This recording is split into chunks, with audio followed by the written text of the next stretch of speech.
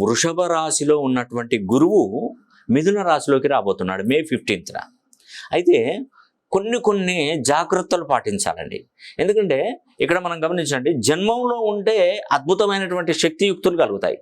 అదే వ్యయంలోకి వస్తే గురువు చాలా వరకు నష్టాలు జరుగుతాయి. అలా అని చెప్పేసి మీరు బాధపడొద్దండి. దీనికి టెక్నికల్గా అనాలిసిస్ చేయాలి. అంటే టెక్నికల్గా మనం సపోర్ట్ చేయాలి, ఫిజికల్గా మనం స్టాండర్డ్గా ఉండగలగాలి.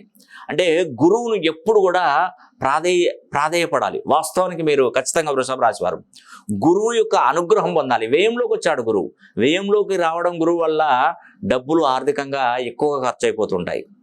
డబ్బులు మొత్తం కూడా అనవసరమైనటువంటి ఇన్వెస్ట్మెంట్ చేసి అక్కడ లాస్ ఏర్పడే అవకాశాలు ఉంటాయి. తర్వాత చెయ్యని తప్పులకు నిందారోపణలు పడే అవకాశాలు ఉంటాయి. తర్వాత మానసిక ఒత్తిడి పెరిగిపోతూ ఉంటుంటుంది. చీటికి మాటికి చికాకు, కోపం అనేది ఎక్కువగా ఉంటుంది.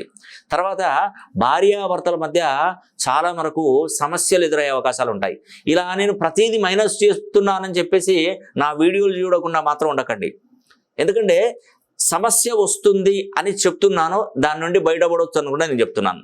మీరు ప్రతి గురువారం బుధవారం రోజు శనగలు నానబెట్టి శనగల మాలను తయారు చేసి గురు సాయికి సమర్పించి గులాబీ పూలతో కనుక స్వామివారిని అభిషేకం జరిపించి అర్చనగానే ఏదన్నా మీరు ఆ గులాబీ